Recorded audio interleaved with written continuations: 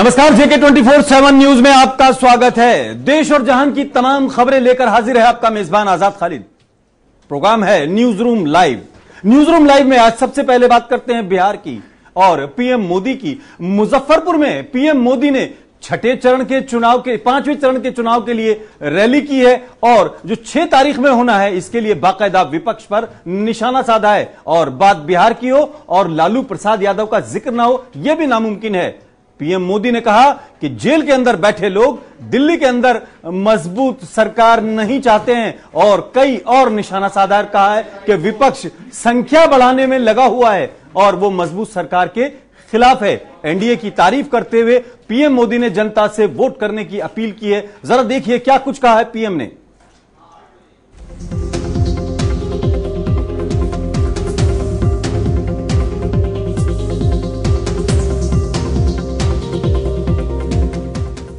चुनावी सरगर्मी के बीच रैलियों का दौर लगातार जारी है। कश्मीर से लेकर कन्याकुमारी तक चुनावी प्रचार हो रहा है। सभी दल वोटरों पर ज्यादा से ज्यादा सेंधमारी में जुटे हुए हैं। तो वहीं बीजेपी के वन मैन आर्मी प्रधानमंत्री मोदी भी जीत सुनिश्चित करने के लिए ताबड़तोड़ रैलियां कर जनता के बीच पहुंच रहे हैं। इसी क्रम में आज प्रधानमंत्री मोदी बिहार के मुजफ्फरपुर पहुंचे। यूं तो पीएम यहां बीजेपी प्रत्याशी अजय निषाद के पक्ष में वोट मांगने के लिए आए थे, लेकिन चुनावी समर में विपक्ष भी प्रधानमंत्री के प्रहार रडार में आ ही जाता है और यही कारण रहा कि प्रधानमंत्री ने मन से आज विपक्ष पर एक के बाद एक दूसरा सियासी तीर दागा। मन से संबोधित करते हुए पीएम ने एक बार फिर 4 चरणों में हुए मतदान को अपने पक्ष में बताया और विपक्ष पर प्रहार करते हुए कहा कि अगले चरण में इस बात से भी पर्दा उठ जाएगा कि इनकी हार कितनी बड़ी होगी और एनडीए की जीत कितनी भव्य होगी। साथ ही पीएम ने बिहार में हुए विपक्षी महागठबंधन पर भी निशाना साधते हुए कहा कि ये लोग केंद्र की सरकार के लिए नहीं बल्कि सिर्फ अपने मेंबर की संख्या बढ़ाने के लिए चुनावी मैदान में हैं। लीची और आम जैसी मिठास घोलने वाले स्वीट सिटी में आप जितनी बड़ी संख्या में हम सभी को आशीर्वाद देने आए हैं, वो कई लोगों के मुंह में कड़वाहट पैदा करने वाला है। 4 चरणों के चुनाव के बाद ये लोग चारों खाने चित्त हो चुके हैं।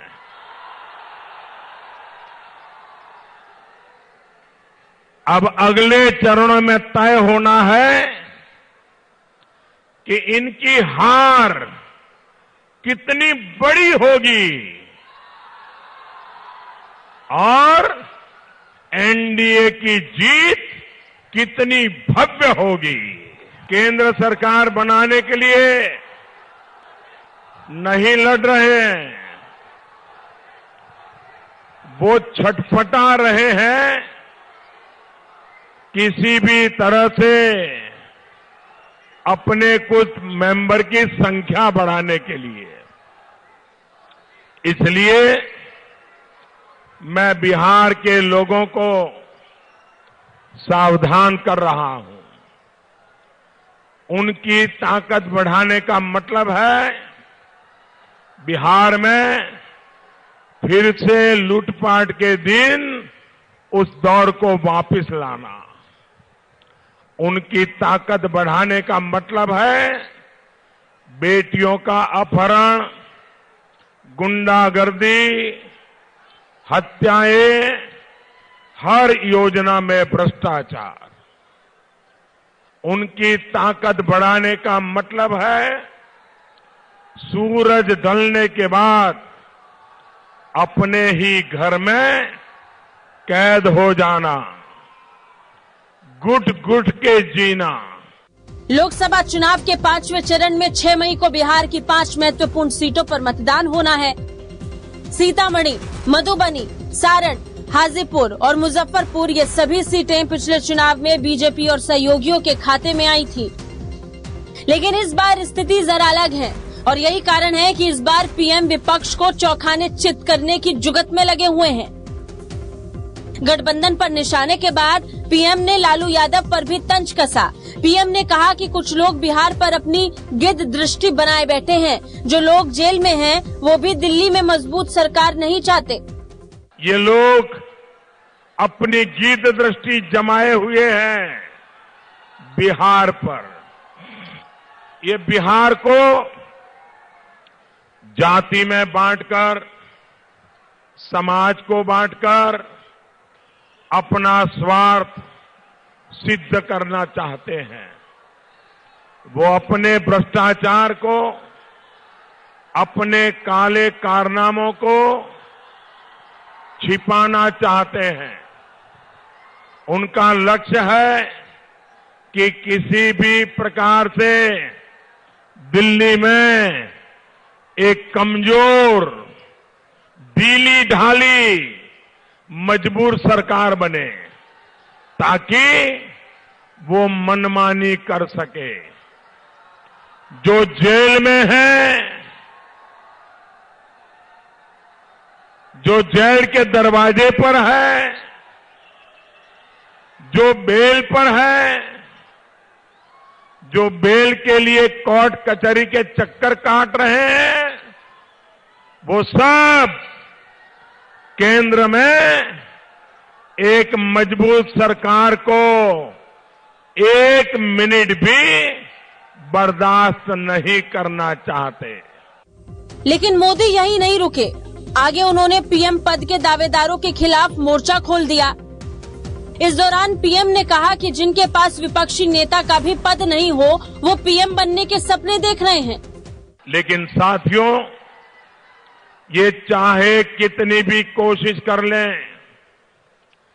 काले धन और भ्रष्टाचार के खिलाफ जो अभियान हमने चलाया हुआ है, उसकी रफ्तार धीमी नहीं पड़ेगी। जो बड़े बड़े शॉपिंग मॉल, फार्म हाउस खड़े हुए हैं, उसका भी हिसाब देना होगा। बिहार में नीतीश कुमार और रामविलास पासवान बीजेपी के साथ गठबंधन कर चुनावी मैदान में हैं और बिहार में इन क्षेत्रीय पार्टियों के वोट बैंक से बीजेपी को दिल्ली तक पहुंचने में काफी मदद भी मिल सकती है। यही कारण है कि पीएम ने मंच से एक बार फिर एनडीए के पक्ष में वोट देने की अपील करते हुए कहा कि हम 3 in 1 हैं। आप जहां भी वोट डालेंगे, मोदी के खाते में आ ही जाएंगे। हम 3 in 1 हैं। आप कमल छाप को वोट डालोगे, कहां जाएगा? मोदी के खाते में जाएगा। आप बंगला छाप को वोट डालोगे, कहां जाएगा? मोदी को जाएगा। आप तीर छाप वोट पर वोट दबाओगे, कहां जाएगा?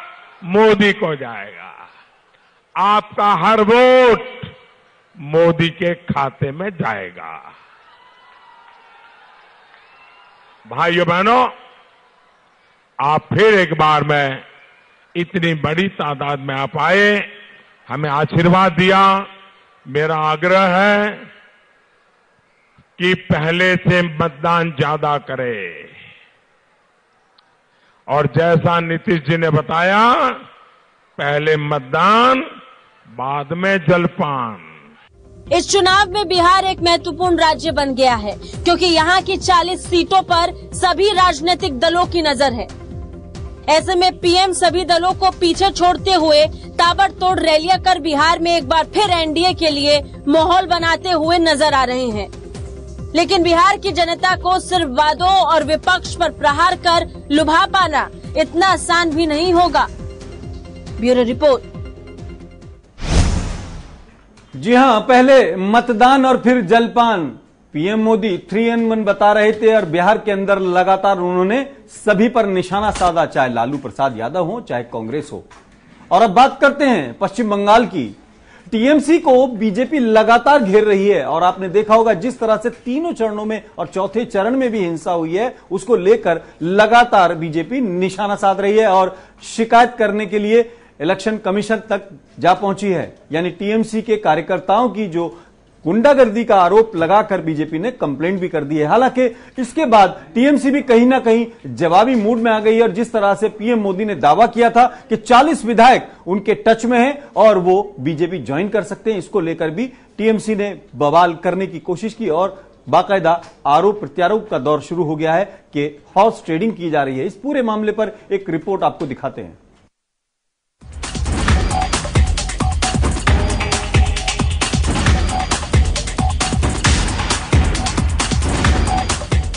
29 अप्रैल को चुनाव तो देश की 72 सीटों पर था, लेकिन बवाल, घमासान और गुंडागर्दी तो सिर्फ बंगाल में हुई।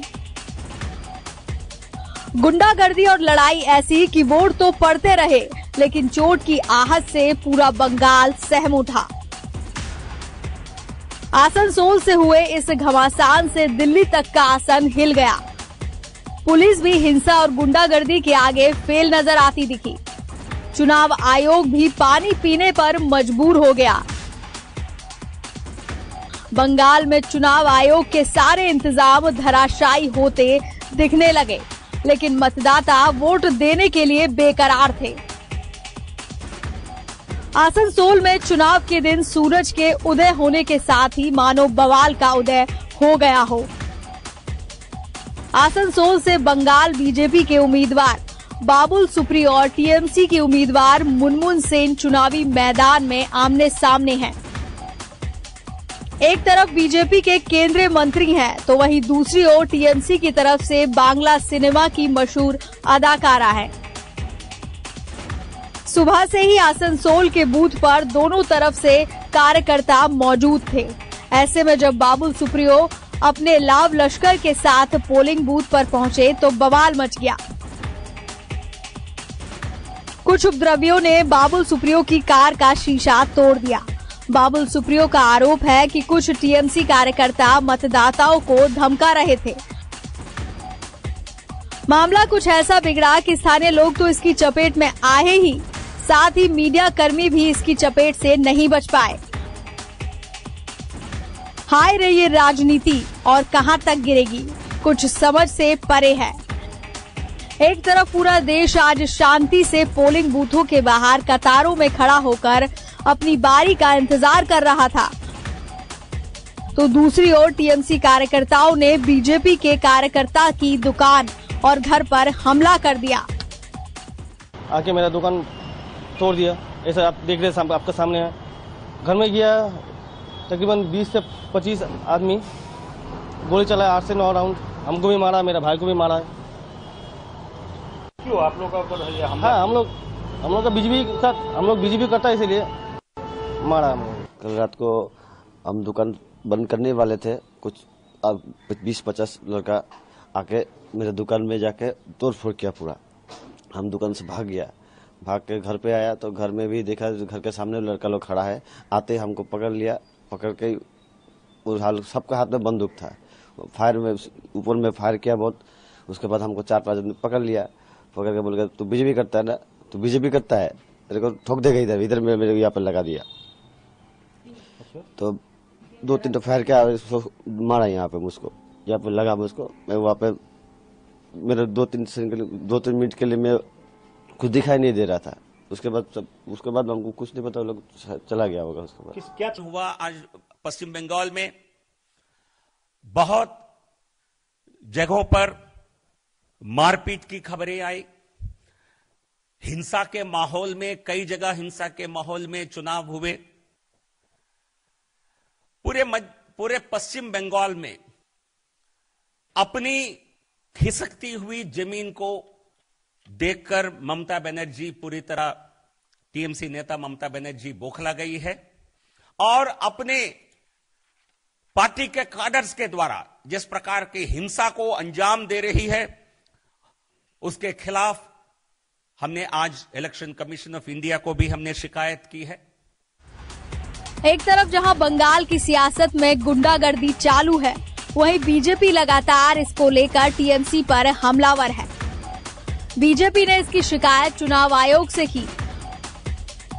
तो वहीं पीएम मोदी के बयान के बाद से ही सियासी गलियारों में हड़कंप तो मच ही गया, साथ ही एक नया मोड़ भी सामने आया।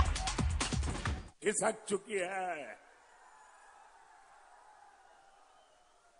और दीदी देख लेना, 23 तारीख को जब नतीजे आएंगे, चारों तरफ कमल खिलेगा, तो तुम्हारे विधायक भी आपको छोड़ करके भाग जाएंगे। दीदी देख लेना। आज भी दीदी तुम्हारे 40 विधायक मेरे संपर्क में है। आज भी दीदी तुम्हारा बचना मुश्किल है अब, क्योंकि आपने विश्वासघात किया है।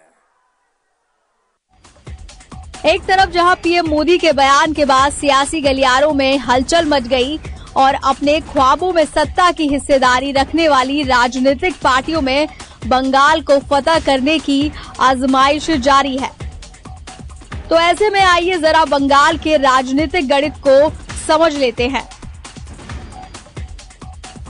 बंगाल में कुल 42 लोकसभा सीट है। 2014 में टीएमसी ने 34 सीटों पर जीत दर्ज की थी। कांग्रेस ने 4 सीटें जीतकर बंगाल से बड़ी पार्टी बनकर उभरी थी। बीजेपी को मात्र 2 सीटों से संतोष करना पड़ा था। वहीं लेफ्ट पार्टियां 2 सीटों पर ही सिमट कर रह गई थी। बीजेपी के लिए बंगाल पहले कभी इतना महत्वपूर्ण नहीं था। बीजेपी के साथ साथ विपक्ष को आज जितनी उम्मीदें बंगाल से हैं, उतनी शायद ही कभी रही हो। अब 2014 में हिंदी पट्टी के राज्यों में मिली जीत के अनुसार देख लेते हैं कि बीजेपी के लिए बंगाल कितना महत्वपूर्ण है। उत्तर प्रदेश, मध्य प्रदेश, छत्तीसगढ़ और राजस्थान की सीटों को मिलाकर देखें तो कुल 145 सीटें होती हैं, जिसमें से उत्तर प्रदेश में 80, मध्य प्रदेश में 29, राजस्थान में 25 और छत्तीसगढ़ में 11 सीटें हैं। 2014 में बीजेपी और सहयोगी पार्टियों को इन 4 राज्यों में कुल 135 सीटें मिली थी। लेकिन बीजेपी को इस बार डर है कि इस बार इन राज्यों में वो करिश्मा दोबारा दोहरा पाना मुश्किल हो सकता है। उत्तर प्रदेश, मध्य प्रदेश और छत्तीसगढ़, राजस्थान में जो सीटें बीजेपी को गंवानी पड़ सकती हैं, उसी के लिहाज से बीजेपी अब दूसरे राज्यों की तरफ रुख कर रही है। बीजेपी ने पश्चिम बंगाल, ओडिशा और असम जैसे राज्यों की स्थानीय सियासत को भेदने के लिए कमर कस ली है। ऐसे में अब बीजेपी ने अपना नया मिशन तैयार कर लिया है। बीजेपी ने जिन 3 राज्यों की ओर से अपना रुख मोड़ा है, आइए जरा उसका थोड़ा सियासी समीकरण भी जान लेते हैं। पश्चिम बंगाल, ओडिशा और असम में कुल 77 सीटें हैं, जिनमें से पश्चिम बंगाल की 42, ओडिशा की 21 और असम में 14 सीटें हैं। 2014 में बीजेपी की प्रचंड लहर थी, लेकिन इसके बावजूद भी बीजेपी और इसकी सहयोगी पार्टियां इन राज्यों में कुल मिलाकर सिर्फ 10 सीटें ही हासिल कर पाई थी। इस बार बीजेपी इस बात पर पूरा जोर दे रही है कि जो नुकसान सपा बसपा गठबंधन से बीजेपी को उठाना पड़ेगा, उस नुकसान की भरपाई बीजेपी इन राज्यों से करना चाहेगी। अब ये तो वक्त ही बताएगा कि बीजेपी को इसका कितना फायदा मिलता है और क्या 14 की तरह बीजेपी 2019 में भी प्रचंड बहुमत हासिल कर पाती है। JK 24/7 न्यूज के लिए ब्यूरो रिपोर्ट। तो चुनावी माहौल गर्म है। 4 चरणों के चुनाव हो चुके, 3 के बचे हुए हैं। राजनीतिक सरगर्मियां तेज हैं, लेकिन न्यूज रूम लाइव में आज फिलहाल इतना ही। अपने मेजबान आजाद खालिद को इजाजत दें।